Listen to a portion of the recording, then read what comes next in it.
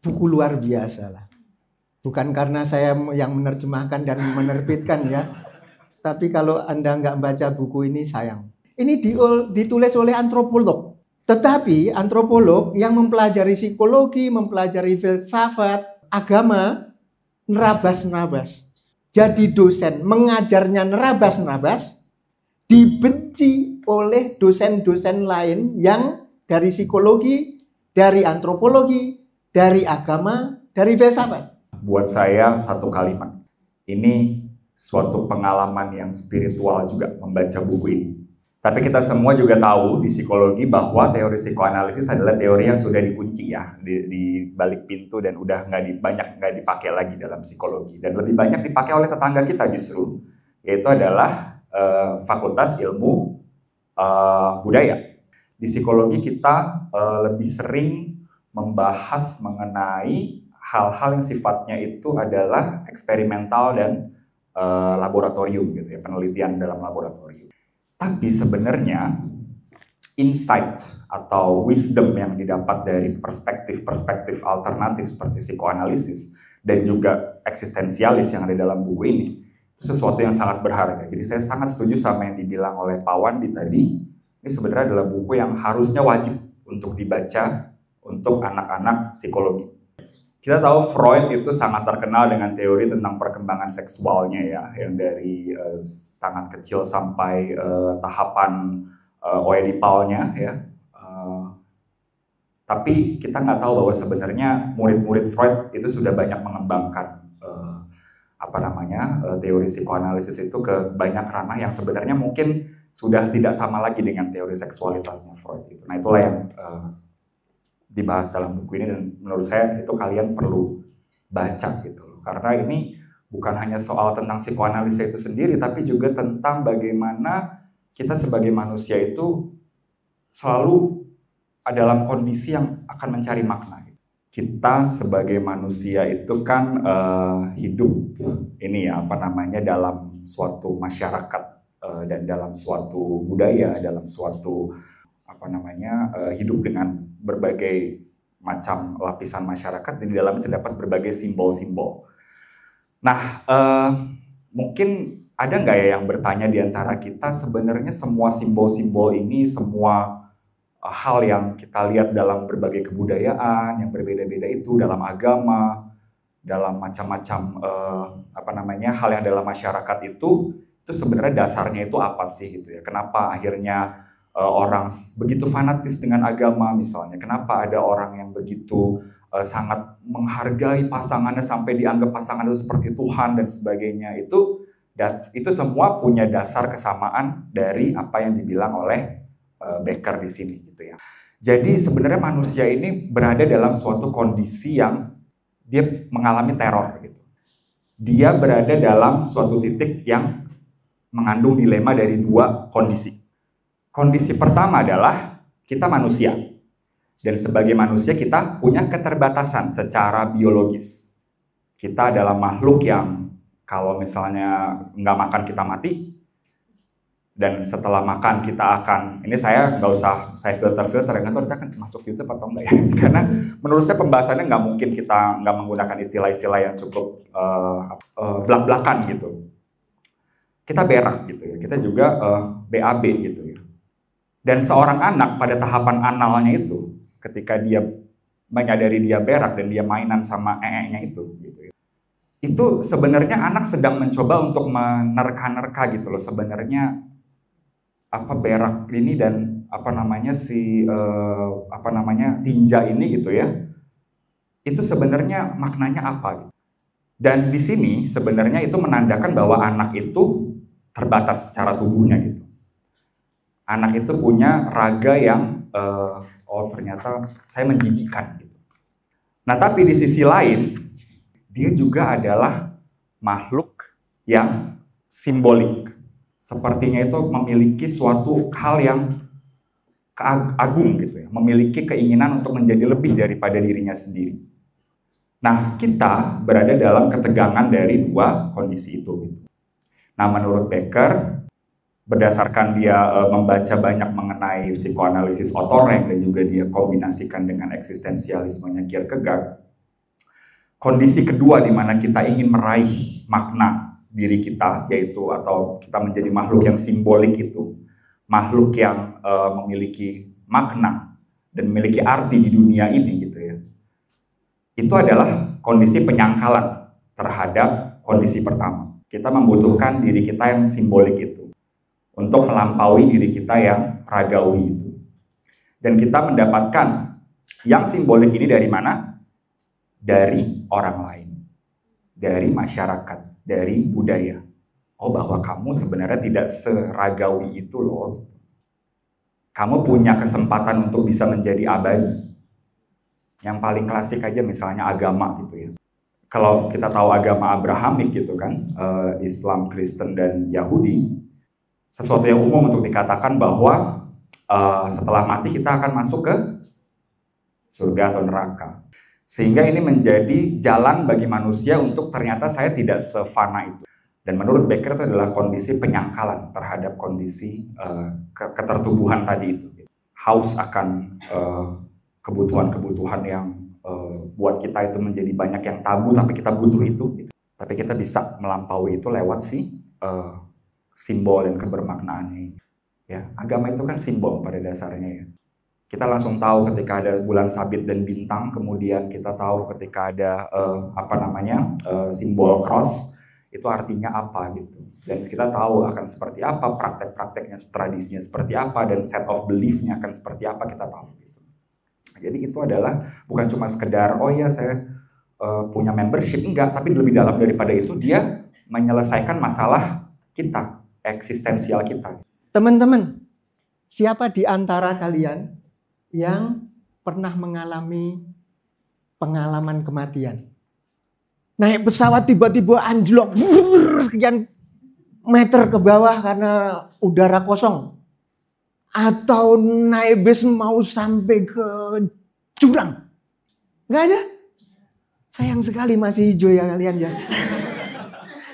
Ada seorang namanya Dr. Johnson yang di zaman si Becker ini terkenal karena kebijaksanaannya, filsuf juga. Tapi dia mengatakan gini, kemungkinan kematian yang terpapar di depan kita secara mengagumkan, memusatkan pikiran kita. Kalau kita ketemu momen di mana, aduh saya sudah di pinggir jurang kematian nih. Dan tiba-tiba lepas dari situ, apa yang biasa dikatakan? We have the second chance. Kita punya kesempatan kedua untuk hidup.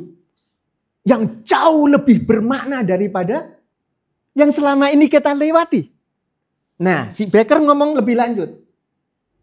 Tesis buku ini adalah bahwa kematian menyajikan lebih dari sekedar itu.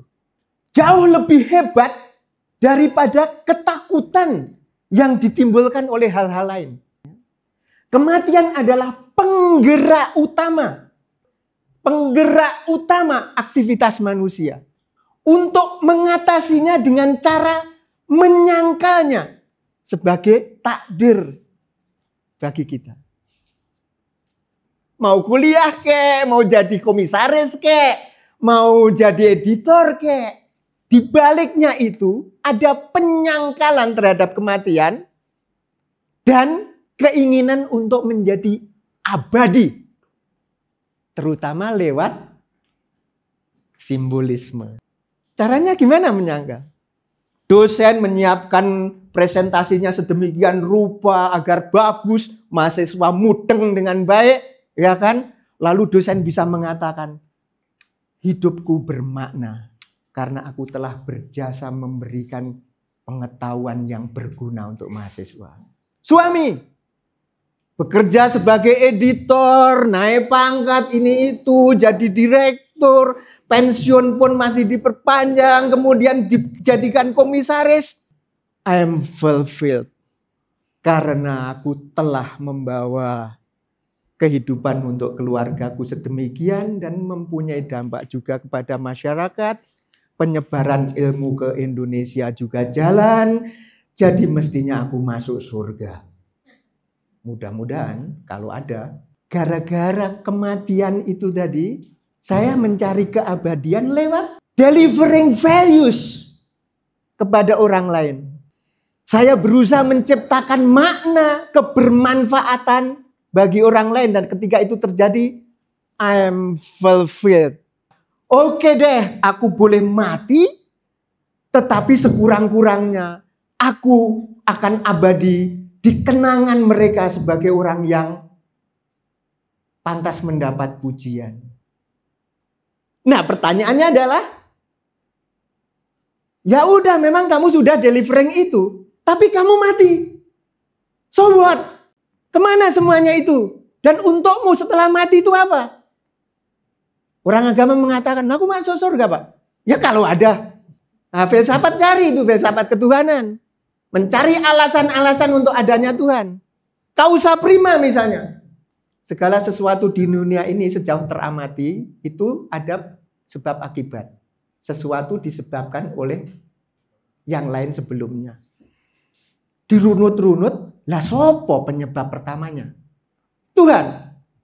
Emangnya sesuatu tidak bisa menyebabkan sesuatu yang lain? Dan kalau kamu mengamati segala sesuatu itu ada sebabnya, emang yang sudah kamu amati itu segala sesuatu?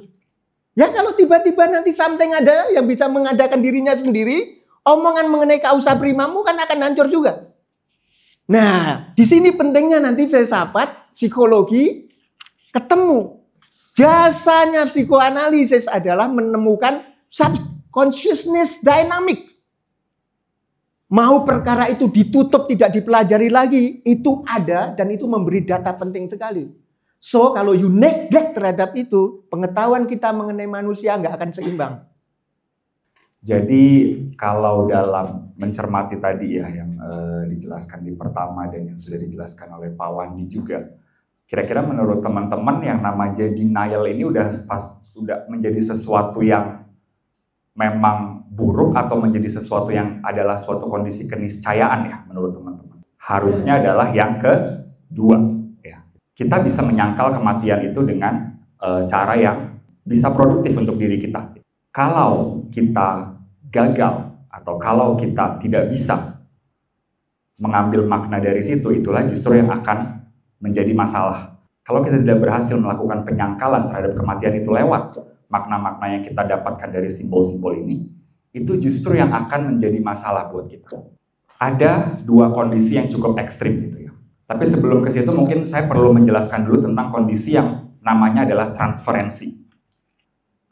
Biasa di ruang terapi. Di ruang terapi, seorang klien atau pasien itu dia mengidentifikasi diri dengan siapa terapisnya atau ahli psikoterapinya gitu ya. Transferensi ini juga bukan hanya sekedar terapis ke orang pasien itu gitu ya, tapi ini juga adalah semua jenis identifikasi kita dengan orang lain. Kita mengidentifikasi dengan pemimpin kita dalam suatu kelompok, dalam suatu organisasi misalnya, dalam suatu pekerjaan sama manajer kita, sama dalam hubungan cinta romantis sama pasangan kita. Dalam agama kita melakukan transferensi dengan pemuka agama atau pemimpin agama yang kita kagumi. Atau seperti yang kita lihat dalam fandom K-pop, celebrities yang kita jadikan objek transferensi itu. Nah, transferensi ini adalah kunci di mana kita bisa melampaui diri kita gitu. Nah, yang jadi masalah adalah ketika transferensi ini membuat seseorang itu menjadi dirinya itu hilang dalam transferensi itu. Ketika dia menyerahkan segala-galanya, ketika dia membuat segala-galanya adalah tentang ketertundukan dia terhadap objek transferensinya itu. Ketertundukan dia terhadap pemimpin, ketertundukan dia terhadap pasangan, ketertundukan dia terhadap siapapun. Dan ketika ini dibawa pada titik ekstrim, kita jadi tidak memiliki diri kita sendiri.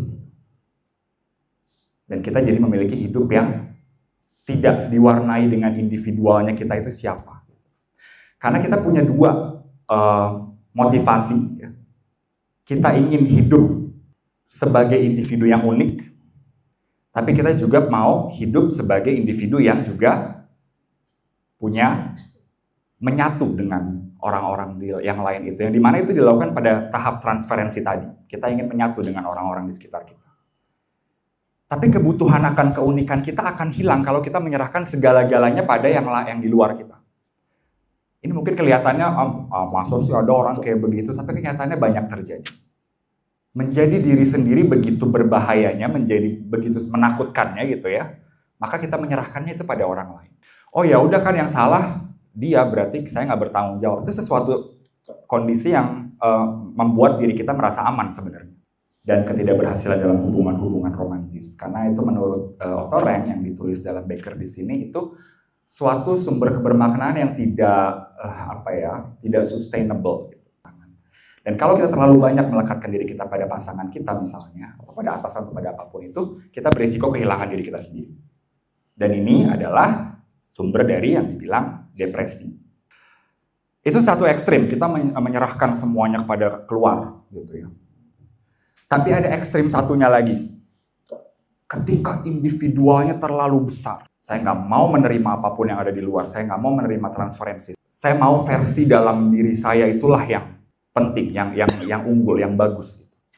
Dunia ini karena orang-orang di luar sana tidak bisa dipercaya, mengecewakan dan sebagainya, sehingga saya mengeluarkan yang ada dalam diri saya aja itu yang lebih penting. Ketika orang-orang ini yang sangat menekankan dia harus semua sesuai dengan apa yang ada dalam bayangan dia, gitu ya. Namun dia tidak memiliki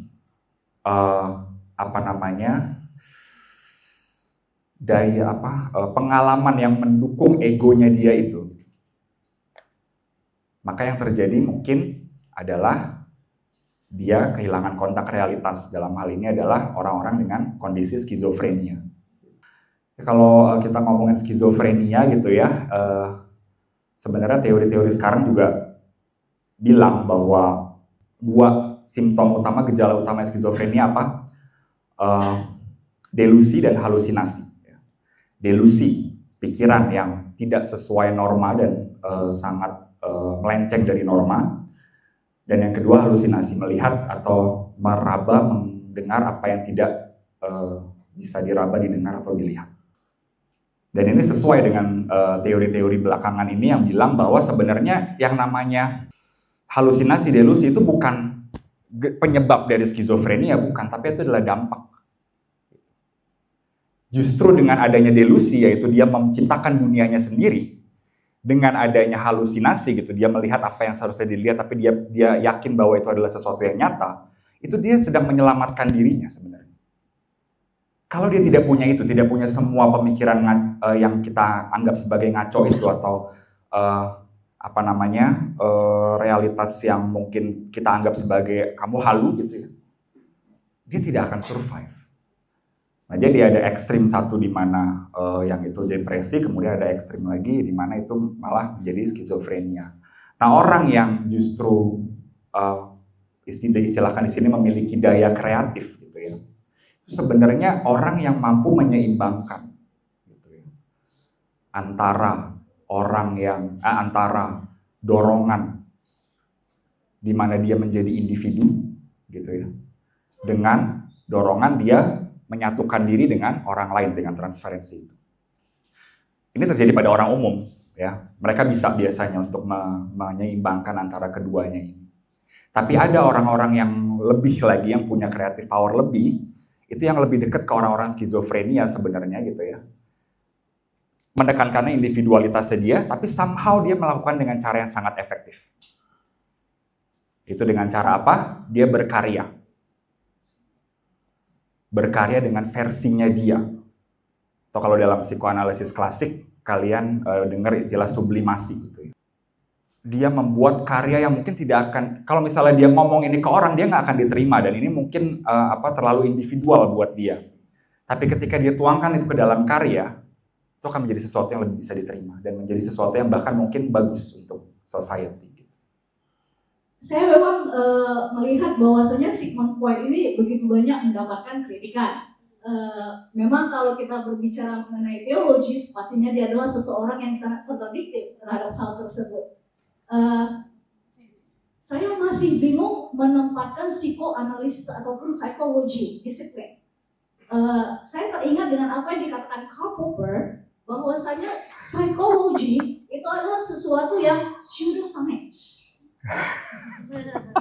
Jadi saya masih bingung ini, apakah sebenarnya psikologi itu betul-betul bisa menjadi sebuah disiplin, atau sebenarnya memang betul-betul dia hanya menelusuri alam bawah sadar kita seperti itu. Mohon pencerahannya, terima kasih. Baik, terima kasih Mbak Dika. Becker ini kan semacam memposisikan dua ilmu ya, dua ilmu, yaitu eksistensialisme Kierkegaard dengan psikoanalisisnya Freud gitu ya. Tapi saya penasaran nih, apakah ada semacam crosscut atau semacam hubungan interkoneksi gitu antara yang disebut saltus fidei atau lompatan iman gitu, yang disebut Kierkegaard sebagai lompatan iman itu dengan kondisi psikologis manusia yang dirumuskan oleh Freud, semacam itu, semacam id, ego dan superego seperti itu. Makin kesini kehidupan manusia itu makin materialistis ya Mas dan bapak-bapak. Jadi makin sulit mencari makna gitu dengan makin materialistisnya manusia itu. Seperti misalkan cinta itu udah bisa direduksi jadi cuma semacam sinyal-sinyal otak gitu. Terus juga biologi juga udah bilang misalkan tindakan-tindakan pengorbanan diri itu juga punya akar biologi gitu Mas. Pertanyaan saya adalah gimana menyikapi hal-hal itu dengan kondisi yang makin lama kita makin materialistis. Terus pertanyaan selanjutnya, apakah mungkin kita mencapai titik keseimbangan di mana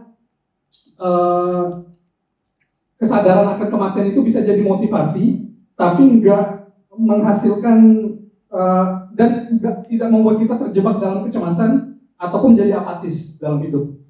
Nah, satu lagi mungkin ini trivia aja. Saat Beckett membuat buku ini itu kan tahun 1973 ya Mas. Saat itu adalah mungkin dia nggak pernah kebayang itu kemajuan teknologi sekarang di 2024 ini, di mana manusia itu udah bisa dalam tanda kutip mengalahkan kematian, mungkin mengalahkan kematian dalam waktu dekat. Contohnya misalkan teknologi Neuralink-nya Elon Musk, terus komputer kuantum yang mungkin nanti bisa mentransfer kesadaran kita sehingga kemungkinan manusia mengalahkan kematian itu ada gitu di depan mata. Sampai ada saya ngobrol sama teman-teman saya yang expert di bidang ini sampai bilang, Ki katanya, Ki bertahan hiduplah sampai kamu mencapai titik nanti kemajuan teknologi bisa bikin kamu abadi gitu. Nah itu udah di depan mata. Nah dengan kemajuan teknologi seperti ini, apakah itu akan merekonstruksi semua pemikiran Descartes? Apakah menjadi nggak relevan lagi? Atau justru seperti apa gitu? Kalau Descartes bisa berbicara sekarang, kira-kira apa yang akan dikatakan oleh dia dengan kemajuan teknologi seperti ini? Itu aja mungkin. Makasih banyak Bapak-Bapak dan ya tentu It is really science or pseudoscience kan itu? Iya, apakah sains atau pseudoscience? Tentu kalau kita pakai falsifikasinya Popper, teori psikoanalisis dan teori Freud adalah teori yang sangat rendah dalam aspek itu. Apapun yang terjadi, Freud akan selalu menang. Kalau anak-anak dia tiba-tiba bilang, kok saya suka sama ibu saya sendiri ya, gitu. Oh, Freud bener tuh Freud. Tapi kalau dia nggak pernah ngomong kayak begitu, anak itu, udah disembunyikan dalam alam bawah sadarnya dia. Nggak ada cara untuk mengetesnya secara empiris. Dan itu adalah faktor utama dan yang paling utama kenapa Freud sekarang sudah masuk ke dalam box di dalam psikologi. Karena psikologi mainstream kita berkiblat pada Amerika, di mana Amerika filsafatnya filsafat analitik. Dan psikologi Amerika itu sangat menekankan pada tradisi-tradisi yang sifatnya eksperimental dan laboratorium. Seperti kalau misalnya pernah dengar dari FIB juga mungkin pernah dengar ya, behaviorisme. Besar dan raksasanya psikologi sekarang adalah psikologi kognitif. Yang ini menyambung ke pertanyaan terakhir tadi terkait dengan bagaimana psikologi kognitif itu berpengaruh dengan pengembangannya artificial intelligence dan sebagainya. Tapi ya benar bahwa Freud ini memang dianggap sebagai pseudoscience dalam psikologi. Tapi itu adalah, menurut saya itu adalah view yang sangat-sangat simplistik tentang Freud itu menurut saya sendiri.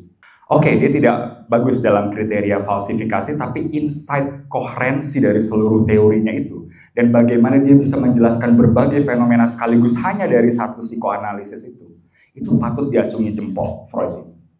Saya rasa nggak ada yang lebih dalam gitu loh selain Freud pada masa itu dalam memahami manusia, konflik psikisnya di dalam itu seperti apa tuh. Dan saya rasa alangkah sayangnya kalau kita langsung mendismiss atau langsung meniadakan semua insight yang diberikan oleh psikoanalisis itu. Tentu ada bukti-bukti empiris juga yang ditawarkan belakangan ini, seperti misalnya ternyata ketika di studi otak gitu ya, EEG, ternyata benar yang dibilang Freud, yang ketika lagi mimpi, kan Freud ngomong banyak tentang mimpi ya, kita lagi tidur, mimpi, nah mimpi itu merepresentasikan apa? Keinginan terdalam kita. Dan ternyata benar, bagian otak tentang keinginan kita yang terdalam itulah yang nyala ketika kita lagi tidur dalam, tidur yang paling dalam gitu ya, apa namanya istilahnya, deep sleep gitu ya. Mungkin sebenarnya kita belum punya cara aja sebenarnya sekarang untuk bisa membuktikan Freud dengan cara psikologi ilmiah, yang memang sampai sekarang kita masih berkutat sama apa yang memang tangible, apa yang nampak, apa yang bisa diobservasi, yang dimana kekuatannya behaviorisme ada di situ. Tidak menutup kemungkinan ke depannya bahwa psikologi bisa melakukan itu. Menurut saya kita harus tetap terbuka dengan teori Freud, dan menurut saya tetap orang psikologi harus belajar Freud. Bukan hanya teman-teman di FIB aja. Kalah kita sama teman-teman yang di FIB, mereka banyak tuh ngomongin tentang interpretasi berdasarkan psikoanalisis. Gitu ya. Saya mau menanggapi yang terakhir. Wah, ini pertanyaan yang sangat menarik, dan itu pertanyaan saya semalam juga sebenarnya gitu ya. Mungkin nanti Pak Wandi punya perspektif juga, tapi dengan adanya teknologi seperti sekarang, misalnya apa sih? Nanoteknologi misalnya. Yang kalau misalnya pernah baca Yuval Noah Harari, itu dibilang katanya bisa menghentikan kematian. Karena dengan memasukkan nanoteknologi ke dalam tubuh kita, kita bisa menghentikan penyebab jantung dan sebagainya itu untuk bisa berhenti. Kalau menurut kita ambil dari filsafatnya Ernest Becker ini, itu sesuatu yang kita harapkan.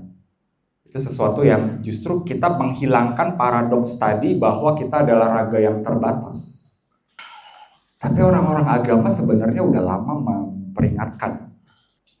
Emang apa maknanya diri kita ketika kita hidupnya abadi? Semua rasa sakit, semua rasa pedih, semua rasa senang itu menjadi bermakna karena kita semua akan mati. Apa artinya semua simbol itu jadinya gitu loh.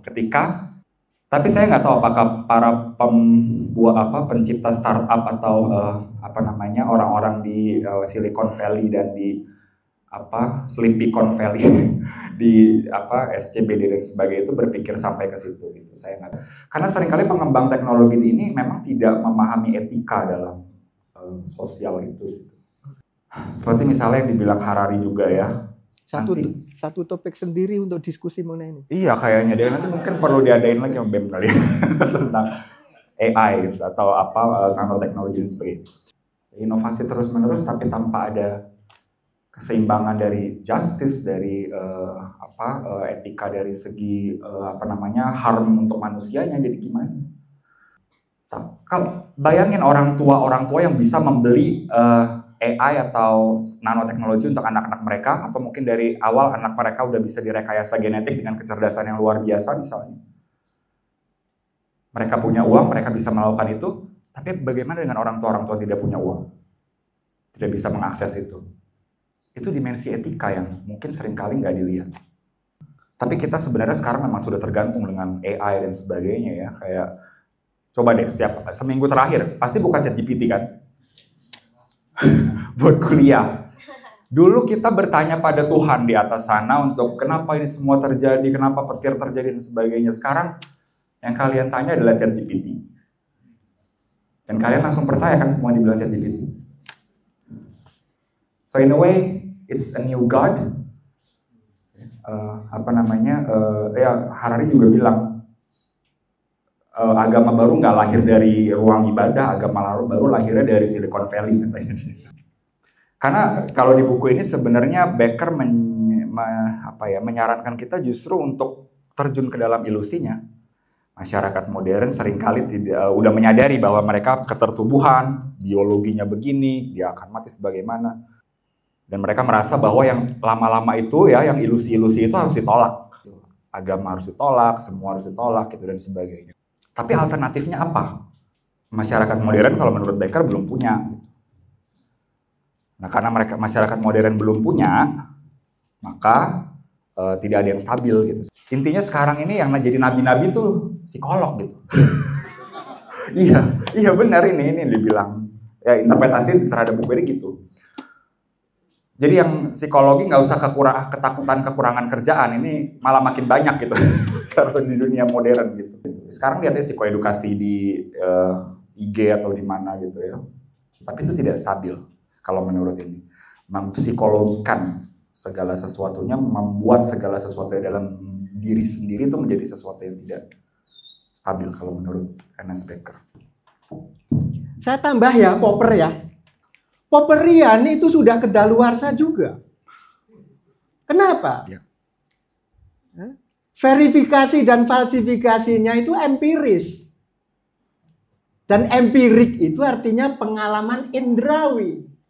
Apakah yang disebut pengalaman cuma indrawi? Bagi Popper ya.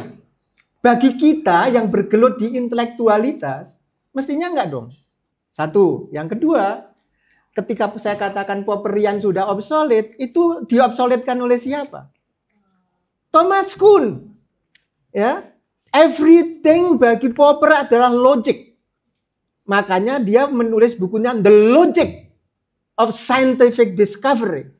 Ternyata ilmu pengetahuan berkembang bukan dengan logic of scientific discovery, tetapi ada something lain, sehingga Kuhn menulis buku The Structure of Scientific Revolution.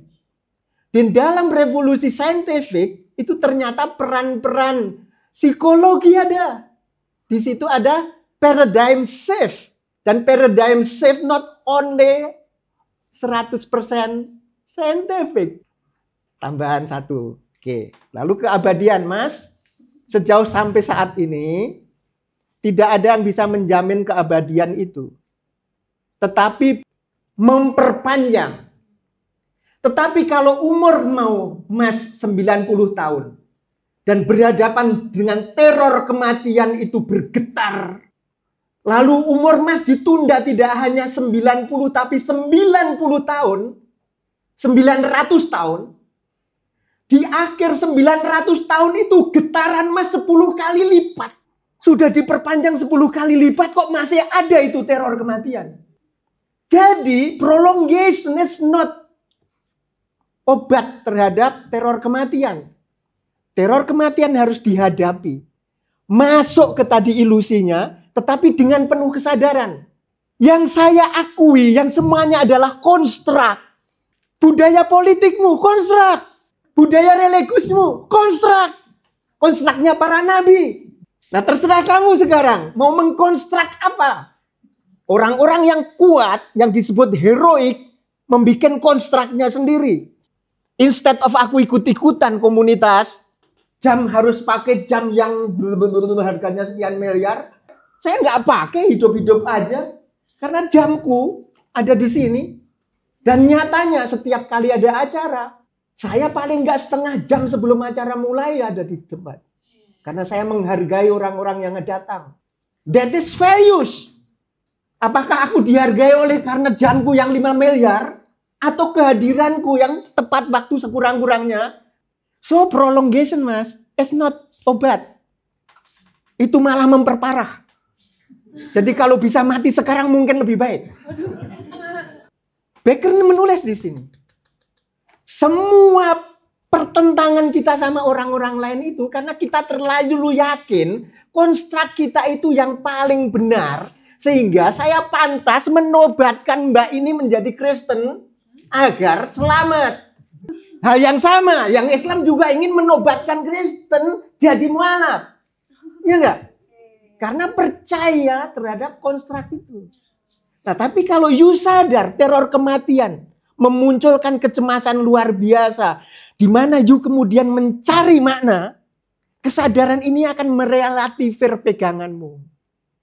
Aku pegang, tapi aku juga menghargai pegangan orang lain. Karena sama-sama konstruk nih. Pascal bahkan mempunyai omongan lain. Ini sama-sama gambling nih. Gimana agar kesadaran mengenai kematian itu seimbang agar memberi motivasi tapi juga tidak memunculkan kecemasan. Allah, sebetulnya dalam kehidupan sehari-hari kita itu nggak sadar mengenai kematian kita. Kalaupun sadar di tingkat intelektual. Beirut berapa orang mati? Karena ledakan pager. And yet kita, hal itu kan di Beirut, bukan keluargaku. Andai kata nih, di luar sana ini ada 1.000 orang nih. Oh, pasti geger juga. Tapi, bukan saya tuh.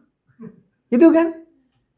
Kesadaran mengenai kematian sungguh-sungguh eksistensial hanya kalau menyentuh kita sendiri. Maka kalau ada orang mengatakan, aku nggak takut mati, Pak.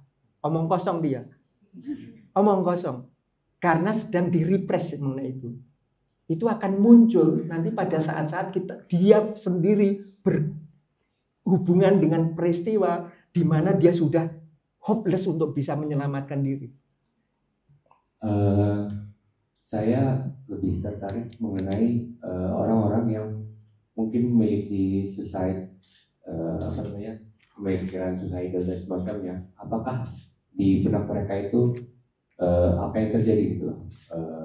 Apakah mereka sebenarnya tidak takut dengan kematian, atau mungkin mereka kehilangan makna sehingga mereka tidak takut akan kematian tersebut? Kalau dari para pembicaraan, menurut saya setiap manusia itu kan punya hak untuk terus hidup kan. Saya ingin bertanya, apakah manusia juga punya hak untuk tidak hidup atau tidak bisa hidup atau bunuh diri tadi? Kalau misal manusia punya hak untuk tidak hidup, mengapa masyarakat sekitar itu memandang bahwa bunuh diri itu sesuatu yang buruk dengan menyarankan tidak bunuh diri? Ya, ini pertanyaannya suicide ya, dan ini memang nggak jauh-jauh kalau ngomongin kematian, ada lah ini pembahasan ini biasanya ya. Kebetulan saya memang di laboratorium psikologi politik ya, itu memang kita membahas sehari-hari juga adalah salah satu permasalahan yang sekarang sebenarnya udah berkurang masalahnya ya, dan isunya udah berbeda, tapi sangat populer di tahun 2000-an sampai akhir tahun 2019 kemarin adalah tentang terorisme. Kita tahu di bidang terorisme ini dan anti terorisme ini itu yang terjadi adalah suicide, ya kan?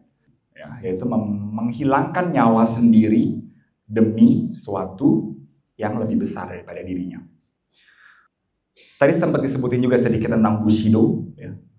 Samurai yang atas nama honor, keberhargaan diri, itu dia membunuh dirinya sendiri. Ada bunuh diri yang seperti itu. Tapi kita perlu membedakan bunuh diri yang seperti itu dengan bunuh diri yang kedua.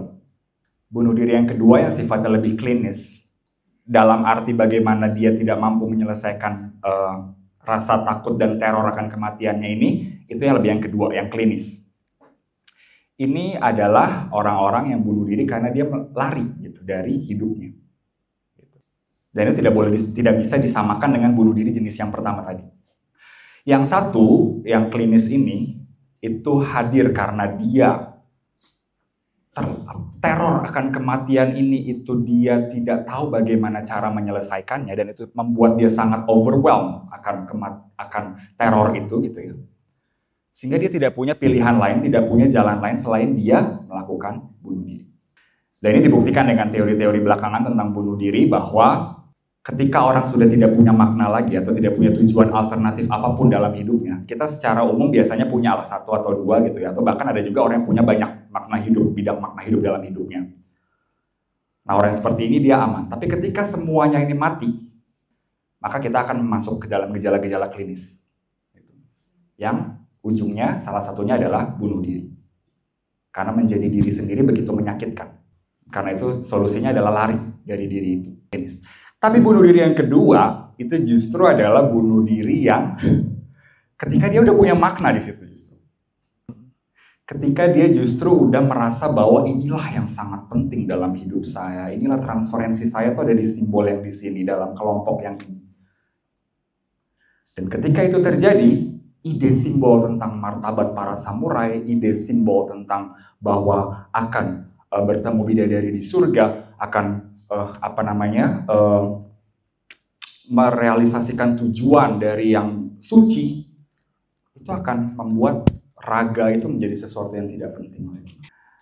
Ini dibahas dalam kepahlawanan ini ya, tapi itu bukan sesuatu yang, itu adalah sisi buruk dari transferensi sebenarnya.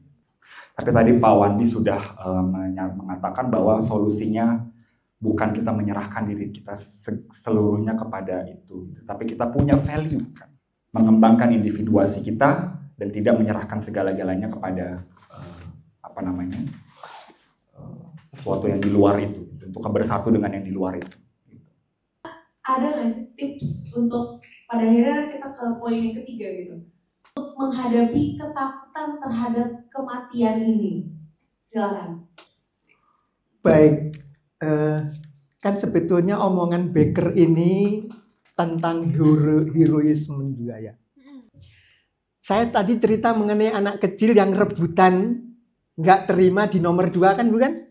Sama-sama anak dari ayah ibu yang sama, kok si adik boleh menyalakan api perapian dengan dikasih kertas lebih gede dari saya. Nih mama gimana sih, papa gimana? Lalu ketika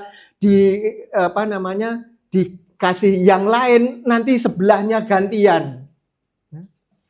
Jadi ada unsur di dalam diri kita ini yang ingin dinomorsatukan. Kita ini sebetulnya pengen sekali tampil heroik. Nah, di situ ada catatan saya nanti. Karena kalau kata heroism itu sudah ada altruism, bukan? Saya disebut pahlawan kalau saya melakukan sesuatu yang mempunyai signifikansi sedemikian rupa untuk orang lain. Jadi catatan saya untuk Becker adalah, you ngomong kepahlawanan ini terlalu cepat. Mestinya bukan kepahlawanan, tetapi championship. Nah, di mana letak atau kapan munculnya altruism itu? Mestinya dia ngomong, dan dia sama sekali nggak ngomong mengenai itu. Orang-orang psikologi silahkan ini pakai sebagai poin untuk jadi dokter. Nah, bagian kedua, kok kegagalan kepahlawanan? Menghadapi teror kematian itu, aku ini sesungguhnya merasa nggak berdaya. Karena tak berdaya, aku nyangkolin diri kepada orang yang saya anggap punya daya luar biasa. Maka aku masuk partai, aku masuk agama tertentu, aku masuk komunitas pecinta ini itu, agar dianggap sama dengan mereka, mempunyai power yang powernya itu direpresentasikan oleh pimpinannya di situ. Transferensi tadi itu kira-kira begitu. Tetapi ketika itu saya lakukan, saya lalu mikir, lah aku kitur sopo, kok aku mengandalkan dia? Padahal ada omongan di sini, setiap orang ingin menjadi kausa sui, menjadi penyebab bagi dirinya sendiri, utuh, komplit, mandiri dari dirinya sendiri. Ketika aku mencangkolkan diri ke dia, aku kehilangan kebebasanku. Kalau aku menarik diri dan menegakkan diriku dengan kausa suiku, aku berhadapan dengan teror keseluruhan itu sendiri. Jadi ada ketegangan nih. Nah, orang-orang kuat atas kebingungan itu tetap. Freud akan mengatakan, ini psikoanalisis ini adalah agamaku. Kalau saya memenuhi norma-normanya, aku dianggap orang hebat di situ.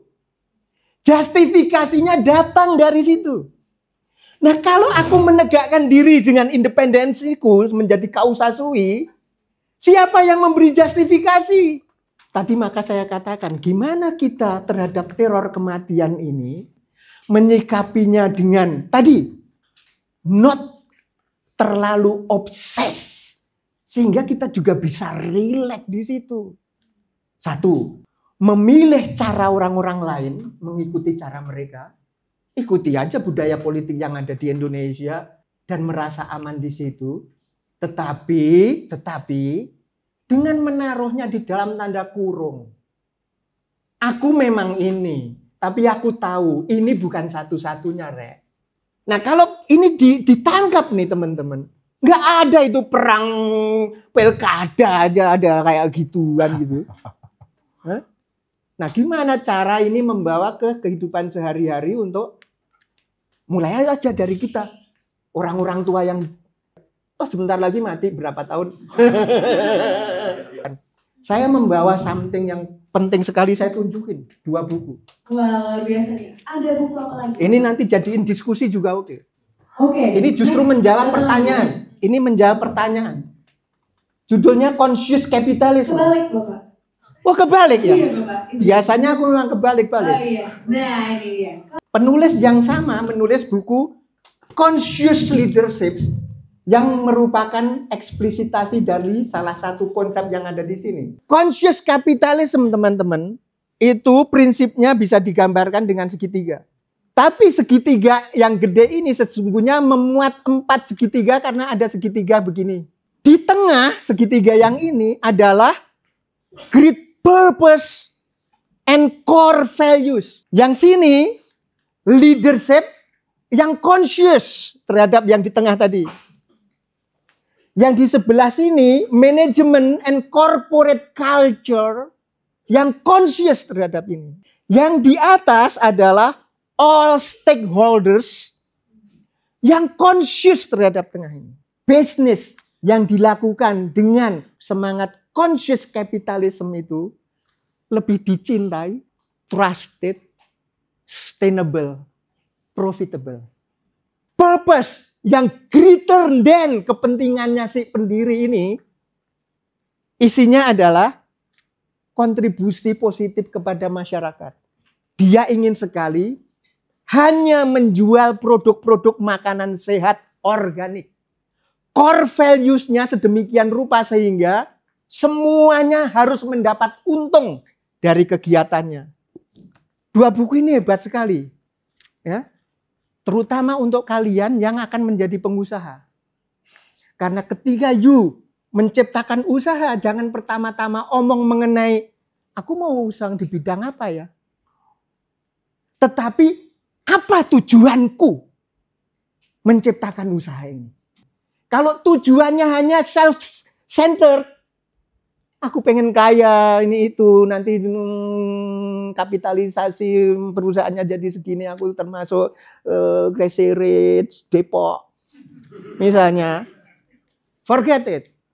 Not long lasting.